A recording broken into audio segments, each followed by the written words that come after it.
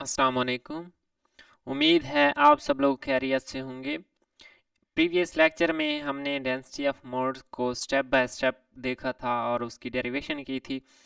आज हम स्टार्ट करने लगे हैं द डिबाय अप्रॉक्सीमेशन। ठीक है, डिबाय ने कोई अप्रॉक्सीमेशंस की हैं और उसकी बेस पे अपना मॉडल एक्सप्लेन किया है। ठीक है, और ये अभी हम क्या है दूसरा लेक्चर डिबाय अप्रॉक्सीमेशन का कर रहे हैं। इसमें हम लिमिटेशंस को भी देखेंगे इंशाल्लाह कि लिमिटेशंस क्या थी। तो सबसे पहली जो डिबाय ने अप्रॉक्सीमेशन की वो थी the interatomic distance is small as compare to the wavelength of the elastic wave, so the crystal can be regarded as continuous medium. ये हमने क्या है प्रीवियस लेक्चर में भी देखा था इस बात को। ठीक है, कि हमारे पास क्या है एटम्स होते हैं। ठीक है, उनके दरमियान जो डिस्टेंस होता है उसको हम क्या कहते हैं, इंटर एटॉमिक डिस्टेंस। ठीक है, और अगर हमारे पास इलास्टिक वेव हो तो इलास्टिक वेव का जो हमारे पास वेव लेंथ होती है, इस तरह हमने शो की थी विद डायग्राम। ये तो मैं खुद से बना रहा हूँ इधर।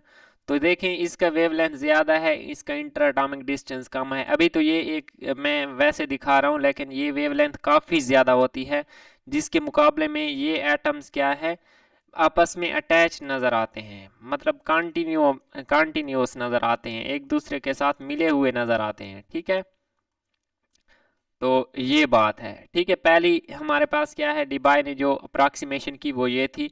प्रीवियस लेक्चर में हमने इसी अप्रॉक्सीमेशन को देखा था। He assumed that the continuum model is applicable to all possible modes of the vibrations of the crystal. अब अगर मॉडल कंटिन्यूअम है तो उसमें क्या है, ऑल पॉसिबल वाइब्रेशंस अकर हो सकती हैं, ऑल पॉसिबल फ्रीक्वेंसीज की। ठीक है, जितनी फ्रीक्वेंसीज हैं जो कि हमने density of modes previous lecture में पढ़ा है। ठीक है, crystal consist of finite number of atoms. ये देखें, ये उसने क्या है सबसे इम्पॉर्टेंट जो मैं समझता हूँ कि उसने अप्रॉक्सीमेशन की वो ये थी कि एटम्स जो हमारे पास हैं वो फिनाइट हैं। ठीक है, एन एटम्स हैं। अगर एटम्स फिनाइट हैं तो हमारे पास फ्रिक्वेंसीज भी फिनाइट होंगी, मोड्स ऑफ वाइब्रेशंस जो होंगे वो फिनाइट होंगे, जो कि 3n उसने क्या लिए, 3n। ठीक है, उसने 3n वाइब्रेशनल मोड्स लिए, जिसको हमने प्रीवियस लेक्चर में nx ny और nz के हिसाब से देखा था। ठीक है, और इक्विपार्टीशन ऑफ एनर्जी की बेस पे भी उसको देखा था। ठीक है, लेकिन इन रियलिटी ऐसा होता नहीं है, बल्कि ज़्यादा मोड्स होते हैं। ठीक है, तो ये एक सिर्फ अप्रॉक्सीमेशन है। अब इसको अप्रॉक्सीमेशन की हद तक लेना है। अब देखें, अगर हमारे पास density of modes, atoms finite हैं तो डेंसिटी ऑफ मोड्स भी फिनाइट होंगे। वो कैसे? क्योंकि उस पे एक अपर लिमिट लग जाती है। ठीक है, फ्रीक्वेंसी हमारे पास क्या हो जाती है, फिनाइट हो जाएगी, जिसको डिबाय ने क्या है न्यू डी से डिनोट किया कि ये मैक्सिमम पॉसिबल फ्रीक्वेंसी है, जिसको उसने न्यू डी से डिनोट किया। ठीक है, 4 पॉइंट इसी फ्रीक्वेंसी से रिलेटेड है। This fact put an upper limit to the frequency of the elastic waves which can propagate through the crystal. The highest possible frequency propagating through the crystal is called Debye frequency. ठीक है, इसकी definition भी आपने याद कर लेनी है कि डिबाय फ्रीक्वेंसी क्या है। डिबाय फ्रीक्वेंसी वो हाईएस्ट पॉसिबल फ्रीक्वेंसी है जो कि किसी इलास्टिक क्रिस्टल में से क्या है पास कर सकती है। ये थी अप्रॉक्सीमेशन। ठीक है, it is common to transverse and longitudinal modes of vibration. अब ये भी देखें कि ये बहुत इंपॉर्टेंट पॉइंट है। जब हम इसकी लिमिटेशंस को देखें थे वहाँ मैं आपको ये चीज़ एक्सप्लेन करूँगा अगेन। अब इस चीज़ को अभी आप समझ लें कि जो न्यू डी है, जो फ्रीक्वेंसी ले रहा है डिबाय, वो क्या है ट्रांसवर्स और लॉन्गिट्यूडनल दोनों मोड्स के लिए कॉमन है। ठीक है, सेम है। Hence, the frequency spectrum of a continuous medium is cut off at Debye frequency. अब देखें, उसने फ्रीक्वेंसी की एक अपर लिमिट लगा दी है, तो उस अपर लिमिट से ज़्यादा फ्रीक्वेंसी नहीं बढ़ सकती। ठीक है, अब ये देखें, ये ट्रांसवर्स के लिए और ये लॉन्गिट्यूडनल वेव के लिए यहाँ पे शो की गई है। अब जब भी ये वेव किसी क्रिस्टल से पास करती है और वो maximum possible frequency Debye frequency को अप्रोच करती है तो वहाँ पे उसका कट ऑफ आ जाता है। ठीक है, ये डेंसिटी ऑफ मोड्स हैं जी न्यू। तो इसको आगे अभी हम क्या है और देखते हैं इसकी प्रॉपर जो हमने डिबाई ने मॉडल पेश किया उसको स्टेप बाय स्टेप आगे एक्सप्लेन करते हैं। ठीक है, नाउ पुटिंग वैल्यूज इन, ये 5 उसने क्या है अजम्पशंस दी, अजम्पशंस यहाँ पे ख़त्म हो जाती हैं। अब हमारा काम है कि हमने लैटिस हीट कैपेसिटी निकालनी है। अब अगर लैटिस हीट कैपेसिटी निकालनी है और उसने डिबाई ने कहा कि हमारे पास मीडियम कॉन्टिन्यूम होगा, क्रिस्टल कॉन्टिन्यूम होगा, एटम्स आपस में एक दूसरे के साथ कनेक्टेड होंगे, उसने ये कहा। ठीक है, कॉन्टिन्यूस मीडियम यही होता है। अब देखते हैं क्या ऐसा होता भी है या नहीं। तो हम क्या है इक्वेशन 1 मैंने अभी अभी लिखी है, ये इक्वेशन 1। अब इस इक्वेशन की रू से यहाँ से g nu d nu is equal to ये हमारे पास है। ठीक है, ये प्रीवियस लेक्चर में हमने डेंसिटी ऑफ मोड्स निकाला था, ये डेंसिटी ऑफ मोड्स हैं। अब इक्वेशन 1 में डेंसिटी ऑफ मोड्स की ये वाली वैल्यू पुट कर देने से ये इक्वेशन इस तरह बन जाती है। ठीक है, सिंपल हमने यहाँ पे इंटीग्रेशन करनी है, जो कांस्टेंट वैल्यूज हैं मैंने उनको बाहर निकाला है। कीप इन माइंड अभी हम स्पेसिफिक हीट नहीं निकाल रहे, बल्कि हम अभी ये देख रहे हैं कि एटम कंटिन्यूम है या नहीं है। ठीक है, ये चीज़ देख रहे हैं। तो अब इसको जब इंटीग्रेट करें, सिंपल सी इंटीग्रेशन लगी हुई है यहाँ पे, तो हमारे पास कुछ इस तरह का रिजल्ट आता है। 4 पाई इन न्यू स्केयर था तो उसकी इंटीग्रेशन न्यू क्यूब हो जाएगी, और 0 से न्यू डी तक लिमिट पुट करेंगे तो ये आंसर बन जाएगा। और ये इक्वेशन 2 में यहाँ पे इसको इक्वेशन 2 नेम दिया है। आगे मैं इस चीज़ को डेरिवेशन करते हुए डायरेक्ट यूज़ कर दूंगा कि इक्वेशन 2 का हवाला देकर। ठीक है, ये आप लोगों ने लिख लेनी है। आल्सो वी कैन राइट, अब इसी इक्वेशन को मैं राइट कर सकता हूँ, न्यू डी को इस साइड पे ले आऊँ और ये सारी चीज़ को इधर डिवाइड कर दूँ, तो nu D cube is equal to this one हो जाएगा। और यहाँ पे n बाय वी हमारे पास क्या है डेंसिटी है, जिसको हम रॉ से डिनोट करते हैं, and 1 over V S cube. ये जो सारी चीज़ है ये हमने डेंसिटी ऑफ मोड्स में देखी थी कि ये वी एस क्यूब के इक्वल है। ठीक है, जब पहले हमने फ्रिक्वेंसी स्पीड ली थी स्ट्रिंग के लिए तो हमने वी एस कहा था, और जब उसको अलहदा अलहदा मोड्स में डिवाइड किया ट्रांसवर्स के लिए और लॉन्गिट्यूड के लिए तो उसको इस तरह लिख दिया था। ठीक है, अब मैं ये क्यों कर रहा हूँ, अब कोई भी हम क्या है थ्योरेटिकल एक्सप्लेनेशन करते हैं तो कोई ना कोई हमारे पास क्या है एक्सपेरिमेंट भी करते हैं तो उसकी कोई ना कोई वैल्यूज होती हैं। ठीक है, अब ये इक्वेशन इस तरह मैंने लिख दी। ठीक है, ये 1 ओवर वी एस क्यूब ऊपर आ जाएगा। अब बुक में आर के पूरी एंड वी के बब्बर में ये चीज़ें दी गई हैं। ठीक है, वी एस क्या है 10 की पावर 3 मीटर पर सेकेंड। ठीक है, ये हमारे पास क्या है वेलोसिटी ऑफ साउंड है, and N by V is equal to 10 की पावर 28 पर मीटर क्यूब। ठीक है, मैं इसकी डायमेंशन के बारे में नहीं जा रहा एन की। ठीक है, ये सिंपल में वैल्यूज यहाँ पे पुट करेंगे और हमारे पास आंसर क्या आ जाएगा ऑलमोस्ट 10 की पावर 13 हर्ट्ज। अब न्यू डी ये हमारे पास इसका आंसर ये आ गया, लेकिन हमें क्या करना है इस न्यू डी और इस चीज़ का वेव लेंथ का हमने क्या है कंपैरिजन करना है, और एटम कंटिन्यूम है क्रिस्टल कंटिन्यूम है या नहीं ये चीज़ देखनी है। तो यहाँ से v is equal to F lambda या न्यू लैम्डा, इस फार्मूला से हम लैम्डा निकाल लेंगे। ठीक है, लैम्डा निकाल लेंगे तो हमारे पास जो कि आता है 10 की पावर -10 जो कि 1 एंगस्टन, ये एक यूनिट है जिसकी वो होती है, इसके साथ मीटर भी लिख दें। ठीक है, और ये 10 की पावर -10 को एंगस्टन से डिनोट करते हैं। ठीक है, अब देखें जो हमारे पास इंटर अटॉमिक डिस्टेंस है, चैप्टर 1-2 में आपने अगर प्रॉब्लम्स किए हैं तो वहाँ पे आपको पता होगा कि इंटर अटॉमिक डिस्टेंस हम क्या लेते हैं, या तो 1.5 एंगस्टन आ रहा होता है या 1 एंगस्टन। तो वेवलेंथ और इंटर अटॉमिक डिस्टेंस वो ऑलमोस्ट क्या है सेम आ रहे हैं। ठीक है, अगर वो ऑलमोस्ट सेम आ रहे हैं तो एटम कंटिन्यूम कैसे हो सकता है। ठीक है, यहाँ पे क्वेश्चन मार्क लग जाता है, डेबाय थ्योरी पे यहाँ पे क्वेश्चन मार्क लग जाता है कि देखिए डिबाय ने तो अज्यूम किया है कि वेवलेंथ वेरी लार्ज होगी और इंटर एटॉमिक डिस्टेंस उसके कंपेरेबल बहुत कम होगा, तभी हम एटम्स को कॉन्टिन्यूम ले सकते हैं।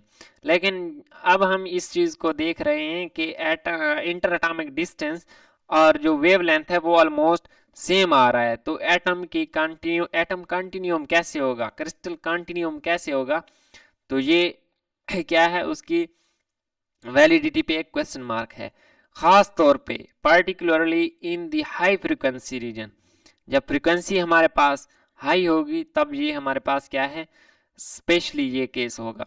Further more velocities are considered independent of wavelength which में नॉट बी ऑलवेज ट्रू।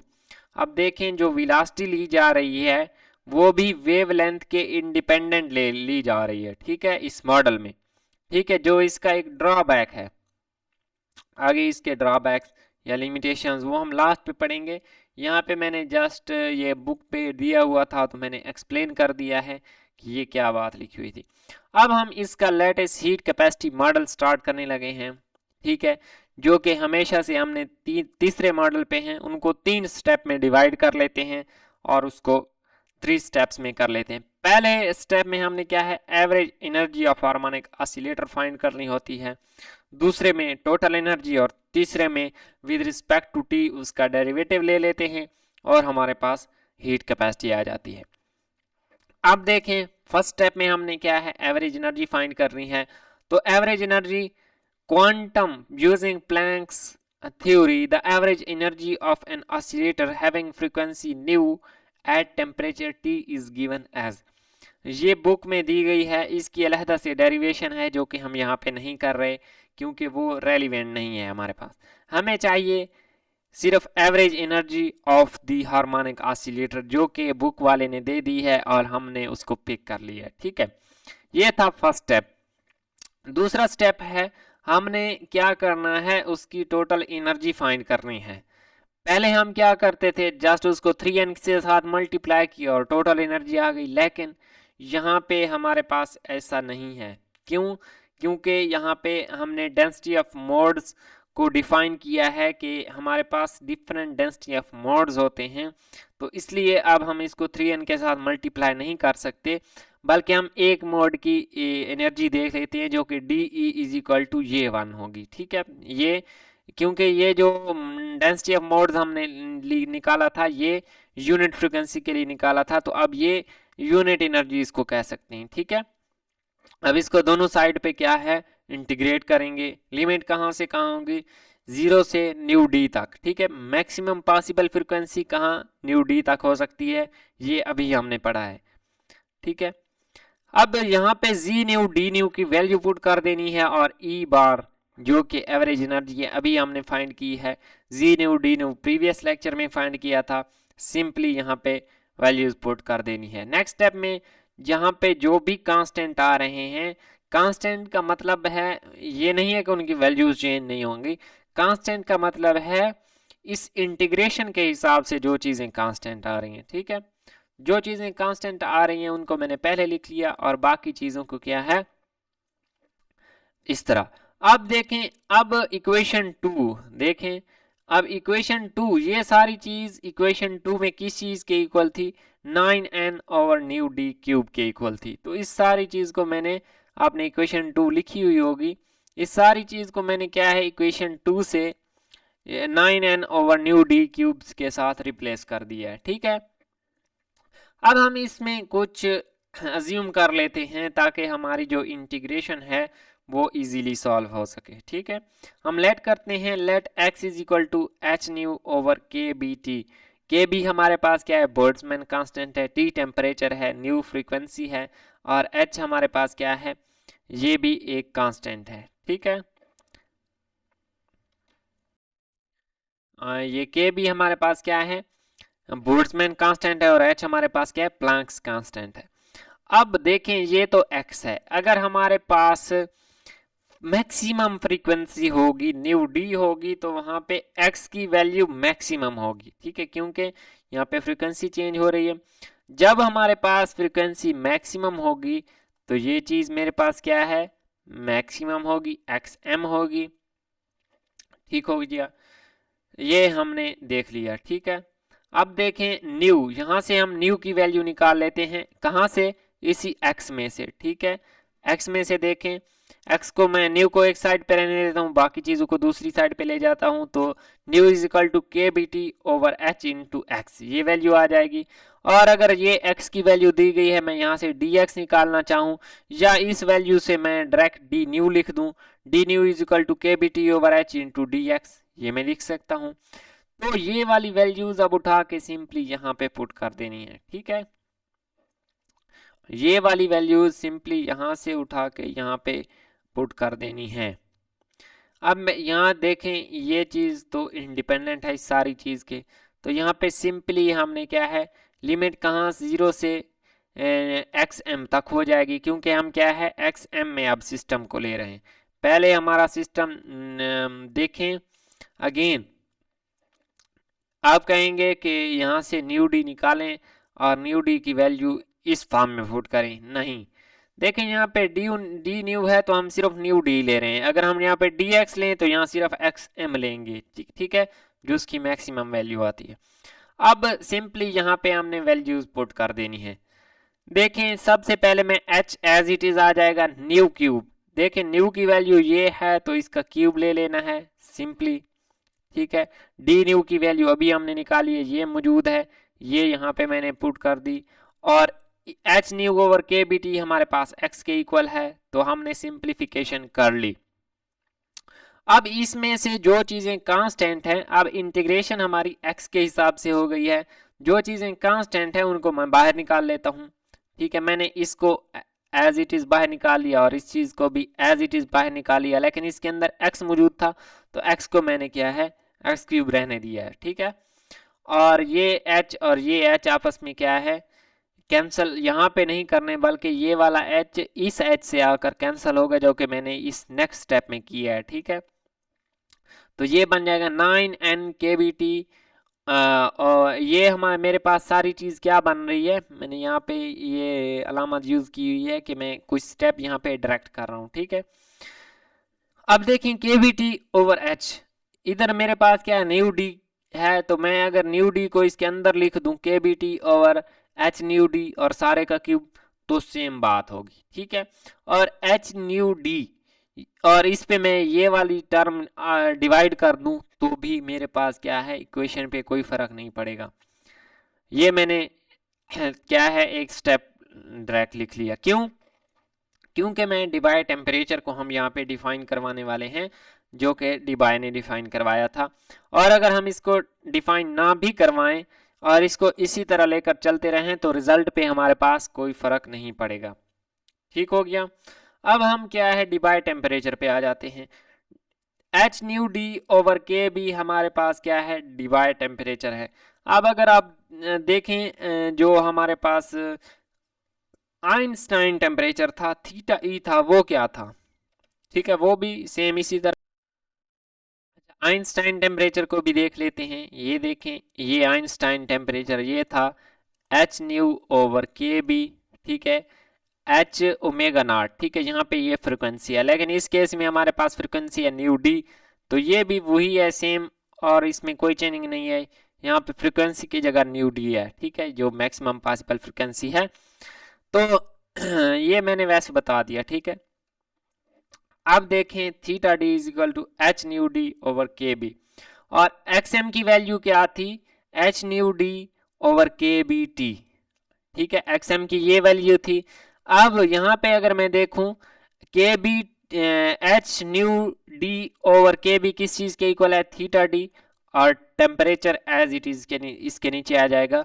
तो अब मुझे एक्स एम, अब मैंने अगर डिबाई टेम्परेचर डिफाइन कर दिया है तो मुझे ये लिमिट चेंज करनी पड़ेगी, एक्स एम की वैल्यू चेंज करनी पड़ेगी थीटा डी ओवर टी, ठीक है।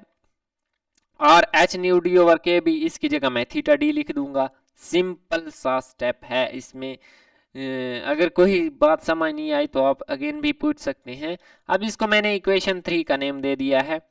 अब ये हमने फाइंड कर लिया, अब आप कहेंगे कि ये इंटीग्रेशन सॉल्व करनी है, जी ज़रूर अभी करते हैं, रुकें तो सही। अब थर्ड स्टेप में हमने क्या है हीट कैपेसिटी फाइंड करनी होती है। अब हीट कैपेसिटी हमने फाइंड करनी है, तो मैं ये दो चीज़ें मैंने अगेन लिख दी हैं क्योंकि ये मैं अभी यूज़ करने वाला हूँ। अब दो केसेस होते हैं हमारे पास। हाई टेम्परेचर पे तो हमारे पास जो आइंस्टाइन का मॉडल था या क्लासिकल मॉडल था जिसको डिलॉन्ग पेटेट लॉ भी कहते हैं, वो ठीक रिजल्ट दे रहे थे। क्या ये भी वही रिजल्ट देता है 3R या नहीं, ये चीज़ पहले देख लेते हैं। ठीक है, अब अगर देखें टेम्परेचर मेरे पास यहाँ से देखें हाई होगा, टेम्परेचर की टर्म में बढ़ाता जाऊंगा तो ये थीटा डी क्या है, कम होता जाएगा ऑब्वियसली। तो for high temperature T is very very greater then theta D. या इधर देखें T मेरे पास बहुत कम, बढ़ाता जाऊं तो एच न्यू कम होता जाएगा। तो मैं इसको ये भी लिख सकता हूं कि K B T is very very greater than H nu. ये दोनों केसेस हो सकते हैं। अब देखें मैं इस इक्वेशन 3 को e की पावर x माइनस 1 को मैं यहाँ पे डील कर रहा हूँ। ठीक है, और अगर यहाँ पे देखें के बी टी, अगर टेम्परेचर बढ़ रहा है तो ये होल टर्म कम हो रही है, मतलब x की वैल्यू बहुत कम हो रही है, x छोटा होता जा रहा है। ठीक है, x छोटा होता जा रहा है क्योंकि टेम्परेचर, अगर मैं यहाँ पे फॉर एग्जांपल टेम्परेचर को इन्फिनाइट कर दूं तो x बिल्कुल ज़ीरो हो जाएगा, लेकिन हमने इन्फिनाइट नहीं बल्कि टेंड्स टू इन्फिनाइट, यानी बहुत ज़्यादा टेम्परेचर है। जब बहुत ज़्यादा टेम्परेचर होगा तो x की वैल्यू बहुत कम होगी।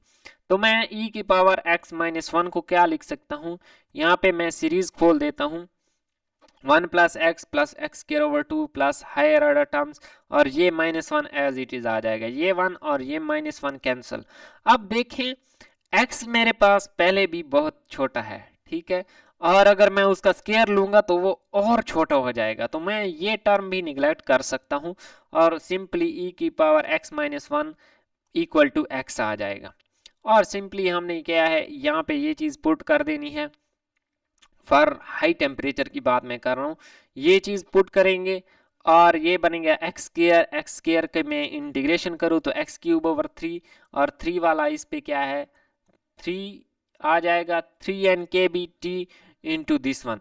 अब मैं ये लिमिट जब पुट करता हूँ theta D over T cube आ जाती है, जो कि आपस में कैंसिल होकर 1 बन जाएंगी, और ई मेरे पास क्या आ जाएगा 3n k B T. Means के मेरे पास ये वही बिल्कुल सेम रिजल्ट बन रहा है जो हाई टेम्परेचर के लिए टोटल एनर्जी या इंटरनल एनर्जी का बना था for classical and for Einstein. अब अगर मैं इसको विद रिस्पेक्ट टू टी इसका डेरिवेटिव ले लूँ तो मेरे पास हीट कैपेसिटी आ जाएगी। तो मैं इसका डेरिवेटिव ले लिया है 3n के बी, अगर n is equal to 1 mole ले लूँ यानी n is equal to N A कर लूँ तो 3R। देखें इस मॉडल ने अगेन ये एक्सप्लेन कर दिया कि ये हालांकि जो उसने अजम्पशन ली थी कंटिन्यूम वाली वो भी उस पर क्वेश्चन मार्क लगा है, हमने देखा है, लेकिन फिर भी इसका रिजल्ट क्या है हाई टेम्परेचर के लिए ठीक आ रहा है। अब इसका रिजल्ट लो टेम्परेचर के लिए देख लेते हैं। अब लो टेम्परेचर पे देखें मेरे पास टेम्परेचर मैं कम करता जाऊं तो ये वाली वैल्यू बढ़ती जाएगी। ठीक है, फॉर एग्जांपल मैं इसको 0 कर दूं तो ये एक्स एम तो इन्फिनाइट हो जाएगा, या टी को इधर मैं 0 कर दूं तो एक्स इन्फिनाइट हो जाएगा। और इसी तरह अगर मैं ये वैल्यू कम से कम लूं, छोटी से छोटी लूं, तो एक्स एम की वैल्यू बहुत बड़ी होगी। समझ आई? अगर इसकी वैल्यू बहुत बड़ी होगी तो मेरे पास क्या होगा, अब ये समझने वाली बात है, इस पॉइंट को आप लोगों ने पिक करना है।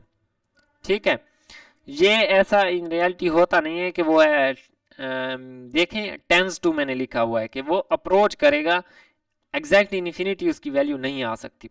अब मेरे पास केस है theta D is very very greater then T, या इसको लिख दें T is very very less than theta D. ठीक है, थीटा डी ग्रेटर है। ठीक है, टी की वैल्यू मैं कम करूंगा तो थीटा डी ऑब्वियसली बढ़ता जाएगा, इधर टी की वैल्यू मैं कम रखूंगा तो एच न्यू बढ़ता जाएगा।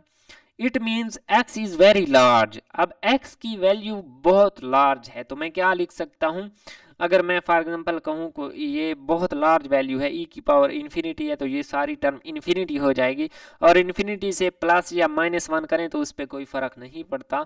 तो इसको हम क्या है इस -1 को इग्नोर कर सकते हैं। क्यों? क्योंकि x की वैल्यू बहुत लार्ज है, तो हम इस -1 को इग्नोर कर देते हैं और इसको सिंपली e की पावर x लिख देते हैं। सो इक्वेशन 3 बिकम्स, अब इक्वेशन 3 आपने लिखी हुई है, यहाँ पे e की पावर x -1 था, उसकी जगह मैंने सिंपल e की पावर x रिप्लेस कर दिया है। अब देखें यहाँ पे इंटीग्रेशन हमारे पास क्या है, इस टाइप की आ गई है। अब ये इंटीग्रेशन हमने सॉल्व की हुई है, ठीक है, मजे की बात है, ये इंटीग्रेशन हमने सॉल्व की हुई है। मैं यहाँ पे डायरेक्ट कर रहा हूँ, आपने अगर इसको फुली एक्सप्लेन करना चाहें तो आप कर सकते हैं कि let u is equal to X cube, और इसी तरह इस सारे को u में लेकर जाएं और उसकी इंटीग्रेशन करें तो आप कर सकते हैं। लेकिन ये एग्जैक्टली गामा फंक्शन बन रहा है, तो मैं इसको गामा फंक्शन से कर लिया है यहाँ पे डायरेक्ट वे से, ठीक है।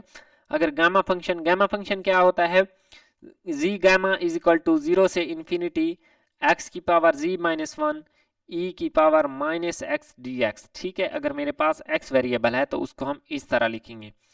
अब इसी तरह अगर मेरे पास गामा z +1 कर दूं तो वो मेरे पास बनेगा 0 से इन्फिनिटी x की पावर z e की पावर -x dx। अब देखिए मेरे पास भी सेम यही केस बन रहा है, x की पावर 3 e की पावर -x इंटू dx, और लिमिट भी सेम है। और इधर ये किस चीज का फंक्शन बनेगा, अब मेरे पास यहाँ पे z की वैल्यू इधर z इज इक्वल टू 3 है, तो मुझे क्या लेना पड़ेगा, गामा 3 +1 यानी गामा 4 लेना पड़ेगा। तो मैंने इस इंटीग्रेशन को ले लिया है गामा 4। अब हमें पता है कि गामा p किस चीज के इक्वल है, p-1 का फैक्टोरियल, तो मैं इसको लिख सकता हूँ gamma 4 is equal to 3 factorial, जो कि 6 के इक्वल आता है, ठीक है। अगर आप उसको लेट करके चलेंगे तो हमारे पास इंटीग्रेशन का आंसर ये निकलेगा। और अगर मैं इसी को यहाँ पे, क्योंकि बुक पे जो इसका आंसर निकाला गया है वो है पाई की पावर 4/15, और मैं इसी को अगर पाई की पावर 4 ओवर डिवाइड भी कर दूं और मल्टीप्लाई भी कर दूं, तो यहाँ पे पाई की वैल्यू 3.14 पुट करेंगे तो वो अप्रॉक्सीमेटली 1/15 ही आएगी। तो मैं इसको इस तरह लिख सकता हूँ, ठीक है। ये मैंने डायरेक्ट शॉर्टकट लिया है इंटीग्रेशन के लिए, आप पूरी भी कर सकते हैं, लेकिन हमने एमएमपी का कोर्स पढ़ा हुआ है तो हम ऐसी इंटीग्रेशन पे क्यों बैठें, और अगर एग्जाम में आ जाए तो आप डायरेक्ट ये रिजल्ट भी यूज कर सकते हैं, ठीक है। सो इक्वेशन 4 बिकम्स, अब इक्वेशन 4 कौन सी थी, ठीक है, इक्वेशन 4 ये है। अब इस इक्वेशन 4 में इस इंटीग्रेशन के आंसर की जगह ये चीज़ रिप्लेस कर देनी है, ठीक है। ये चीज़ रिप्लेस कर देंगे, यहाँ पे देखें ये सिंपली यही चीज़ मैंने रिप्लेस कर दी है, ठीक है। ये चीज़ रिप्लेस कर दी है, और देखें और भी कोई थोड़ी बहुत चेंजिंग हुई खड़ी है, क्या चेंजिंग हुई खड़ी है वो देख लेते हैं। अब ये है टी क्यूब, ये खड़ा है और एक टी, तो मैं इसको टी की पावर 4 लिख दूंगा, ठीक है। और ये ओवर थीटा डी क्यूब आ रहा है, बाकी कोई चेंजिंग नहीं है, सिर्फ ये टी की पावर मैंने 4 कर दी है। तो ये टी की पावर 4 और बाकी चीजें एज इट इज हैं।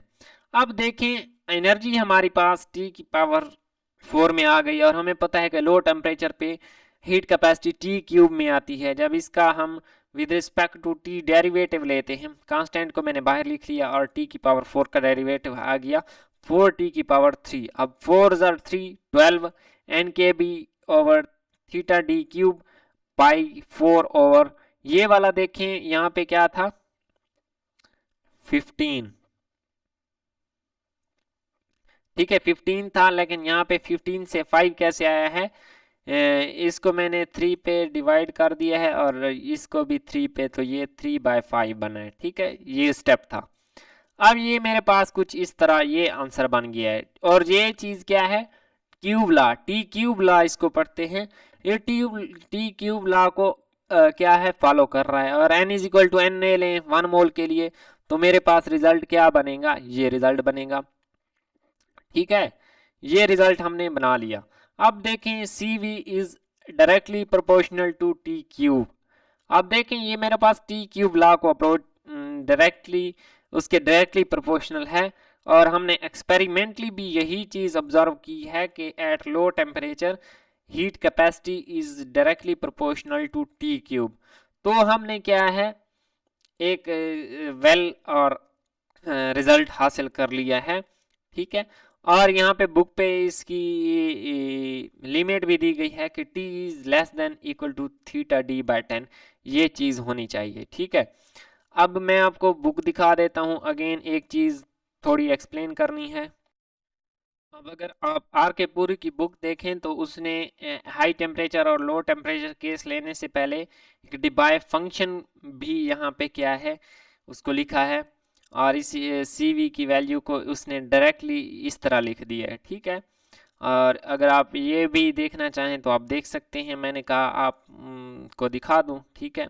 अगर डिबाई फंक्शन कहीं पे पूछा जाए तो उसकी वैल्यू ये होती है, लेकिन हमने क्या है कोई डिबाई फंक्शन नहीं किया, और उसके बगैर भी हमारे पास क्या है आंसर जो हमारे पास था एग्जैक्टली ठीक ही आया है, ठीक है। इसमें घबराने वाली कोई बात नहीं, ठीक है। सिंपल से स्टेप्स हैं हमारे पास। अब आ जाते हैं आगे इस चीज़ को ग्राफिकली। अब देखें जो हमारे पास डिबाई मॉडल के लिए जो उसका लास्ट रिजल्ट आया है for high temperature and low temperature, वो हमने क्या है देख लिया है। जब इसमें वैल्यूज़ पुट करते हैं, ठीक है, वैल्यूज़ क्या है हम मैनुअली तो पुट करते नहीं हैं, ये क्या है सिमुलेशन होती है कंप्यूटर में, वो ग्राफ ड्रा करते हैं कंप्यूटर में। जब देखा गया तो वो एग्जैक्टली मैच कर रहा था, उसके लिए theta D is equal to 225 के लिया गया था, ठीक है। और सिल्वर पे ये एक्सपेरिमेंट क्या है सिल्वर पे किया गया है, ठीक है। और ये हीट कैपेसिटी इक्वेशन 4.87, आप अगर आर के पुरी की बुक देखें तो ये उस चीज़ से क्या है रिजल्ट अखज़ किया गया है 4.87, जो कि ये मौजूद है, ठीक है। ये इक्वेशन है, इस चीज़ से इस इक्वेशन से ये सारा रिजल्ट लिया गया है, ठीक है। अब देखें इसकी लिमिटेशंस देख लेते हैं। This relation gives wrong result in case of metals. अब अगर मेटल्स के केस में देखा जाए उसमें ज़्यादा फ्री इलेक्ट्रॉन्स होते हैं, तो अब हमने शुरुआत में कहा था कि हम सिर्फ लैटिस हीट कैपेसिटी देखेंगे, बल्कि इलेक्ट्रॉन्स की वजह से जो हीट कैपेसिटी होगी उसको इग्नोर करेंगे। लेकिन वो इग्नोर करेंगे ना, लेकिन होती तो नहीं है। जब उसको एक्सपेरिमेंट करेंगे तो एक्सपेरिमेंट में वो तो आएगी ना। तो मेटल्स के केस में हमारे पास जो हीट कैपेसिटी है वो टी ला, ठीक है। यहाँ पे पहले डिवाई में क्या है टी क्यूब ला है, और ये टी प्रोपोर्शनल टू टी होती है for metals. This is because this law is due to lattice vibrations only and we have ignored the heat capacity due to electrons। अब मैंने ये चीज़ बता दी है, ऐसा क्यों है क्योंकि इस लॉ में हमने क्या है सिर्फ ये टी क्यूब लॉ इसको पढ़ते हैं, टी क्यूब लॉ आता है डिबाई, ठीक है। मेटल्स के केस में ऐसा नहीं होता, बल्कि वो T directly proportional to T होती है, टेम्परेचर के डायरेक्टली प्रोपोर्शनल होती है एट लो टेम्परेचर की मैं बात कर रहा हूँ। तो ऐसा क्यों है, क्योंकि हमने अपने मॉडल में इग्नोर किया हुआ है, डिबाई ने इस मॉडल में इलेक्ट्रॉन्स की लैटिस हीट कैपेसिटी को इग्नोर किया हुआ है। अगर आप परफेक्ट रिजल्ट हासिल करना चाहते हैं तो आपको दोनों हीट कैपेसिटी को ऐड करना पड़ेगा, ड्यू टू इलेक्ट्रॉन्स और ड्यू टू लैटिस, ठीक है। अब देखें यहाँ पे for isotropic medium. Isotropic medium हमारे पास क्या होता है, ऐसा मीडियम होता है that exhibits the same properties. अब अगर हम उसको बिहेवियर को देखें ऑल डायरेक्शंस में वो क्या है सेम रहता है। अगर वो ऑल डायरेक्शंस में सेम रहता है तो लॉन्गिट्यूडनल और ट्रांसवर्स सेम हो जाएंगे उस केस में। तो हम यहाँ पे लॉन्गिट्यूडनल की जगह मैंने एस डिनोट कर दिया और ट्रांसवर्स की जगह भी एस, ये ट्रांसफर था ये लॉन्गिट्यूडनल। तो उस केस में हमारे पास वी एस जो हमारे पास वेलोसिटी ऑफ होगी वो 2+1 3/VS³ आ जाएगी, ठीक है। ये सिंपली एलसीएम लिया गया है, ठीक है। कहीं पे भी अगर आइसोट्रोपिक मीडियम की बात हो जाए तो आप उसको डिफाइन भी कर सकें, और आइसोट्रोपिक मीडियम के लिए वेलोसिटी वीएस क्या होती है ये भी इंपॉर्टेंट एमसीक्यूज है, ये भी आपसे पूछा जा सकता है। अब इसकी लिमिटेशंस क्या हैं डिबाई मॉडल की, हमने इसके स्टार्ट में ही देखा है कि इसकी लिमिटेशंस हमें वहाँ से भी वाजे हो चुकी हैं जब हम डिबाई अप्रॉक्सीमेशन को स्टार्ट कर रहे थे।